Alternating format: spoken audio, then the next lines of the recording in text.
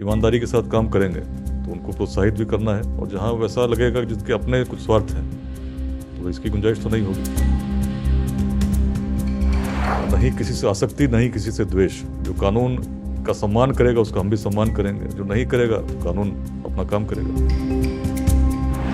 जो दायित्व मिला है उसमें आम जनों तक कानून के प्रति विश्वास को सुदृढ़ करना इसका पूरा प्रयास रहेगा। गया में बोधगया ब्लास्ट के समय भी काफ़ी लंबे समय तक रहना हुआ, इस क्षेत्र से परिचित हूँ, जो भी आवश्यक होगा उसको करने का पूरा प्रयास करूँगा।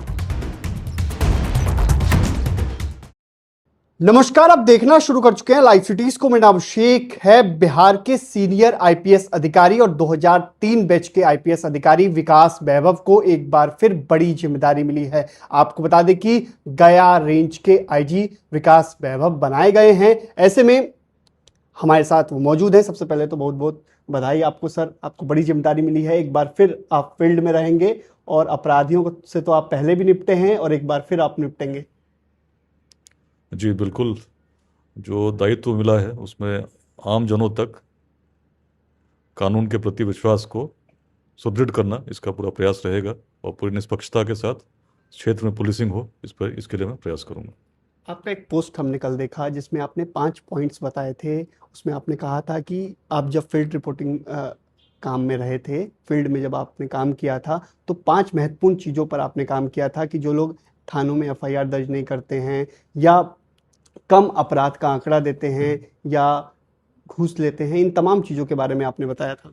देखिए, पुलिसिंग का लंबा अनुभव रहा है तो आम व्यक्ति जिन चीज़ों से प्रभावित होता है उसको भी मैं समझता हूँ, और थानों में किस प्रकार से कार्य होते हैं उसको जानते हुए बहुत पहले से ही मैंने 5 बिंदुओं को निर्धारित किया जिसमें कोई टॉलरेंस नहीं होगी। मतलब इसमें यदि कोई शिकायत आई तो बस सीधा मानिए कि इसमें बिना कुछ सोचे समझे यदि शिकायत पाई गई तो कार्रवाई होनी है, निश्चित है। पहले से भी करता रहा हूँ, चाहे पटना सीनियर एसपी रहा, चाहे भागलपुर डीआईजी रहा, उससे पहले भी दरभंगा या जहाँ भी रहा हूँ। आम जनों के मन में पुलिस के प्रति विश्वास को सुदृढ़ करने के लिए जो कार्रवाई आवश्यक है करता रहूँ। आगे भी आवश्यक कार्रवाई होती रहेगी, जरूरत पड़ेगी। बिल्कुल, देखिए जिसके जो भी ईमानदारी के साथ काम करेंगे तो उनको प्रोत्साहित भी करना है, और जहाँ वैसा लगेगा जिसके अपने कुछ स्वार्थ हैं तो इसकी गुंजाइश तो नहीं होगी, तो इसमें कोई संदेह नहीं है। अच्छा, बिहार के नए मुख्यमंत्री सम्राट चौधरी हैं। आज उन्होंने साफ साफ कहा है कि अगर पुलिस को कोई चुनौती देगा तो अगले 48 घंटों में पुलिस उसे मुंहतोड़ जवाब देगी और अपराध पर फ्री हैंड है पुलिस को कार्रवाई करने का। देखिए, बिल्कुल जो बात आप कह रहे हैं उसको धरातल पर उतारने में, जो सरकार का विश्वास है पुलिस के प्रति उसको आम जनों तक पहुंचाने में, उसमें पूरा प्रयास रहेगा, और कानून के अनुसार जो भी कार्रवाई होनी चाहिए उसमें कोई कमी ना हो इसको मैं सुनिश्चित करूँगा।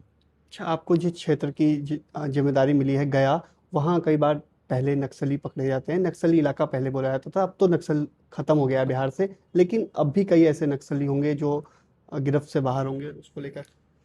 देखिए, गया में मेरी पोस्टिंग तो ये पहले डीआईजी के रूप में हुई है, लेकिन बहुत पहले मगध रेंज में ही एएसपी के रूप में मैंने अपने करियर का प्रारंभ किया था औरंगाबाद में। उस समय क्षेत्र नक्सल प्रभावित अत्यंत था और उसमें कार्रवाई करने का अनुभव मुझे रहा है। साथ ही गया में भी एज ए प्रोफेशनल नक्सल की ट्रेनिंग मैंने की थी, तो नक्सल वायलेंस जो पूरे क्षेत्र में होता रहा उसको अच्छे से करीबी से जानता रहा हूँ।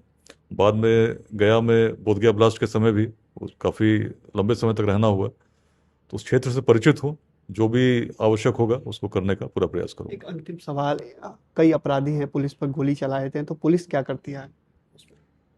नहीं किसी से आसक्ति, नहीं किसी से द्वेष। जो कानून का सम्मान करेगा उसका हम भी सम्मान करेंगे, जो नहीं करेगा तो कानून अपना काम करेगा। जो कानून का सम्मान नहीं करेगा, कानून अपना काम करेगा। साथ ही साथ कई अन्य बातों को भी कहा है और 5 पॉइंट्स पर काम किया जाएगा, किस तरीके से अपराध रोकना, और पुलिस कर्मियों को भी सीधा संदेश है, अगर आप अच्छा काम करेंगे तो आपको सम्मानित किया जाएगा, गलत करेंगे तो सस्पेंड होंगे, निलंबित होंगे। पहले भी कार्रवाइयां की गई हैं, आगे भी कार्रवाइयां की जाएंगी। तो मैं रही लाइव सिटीज के साथ।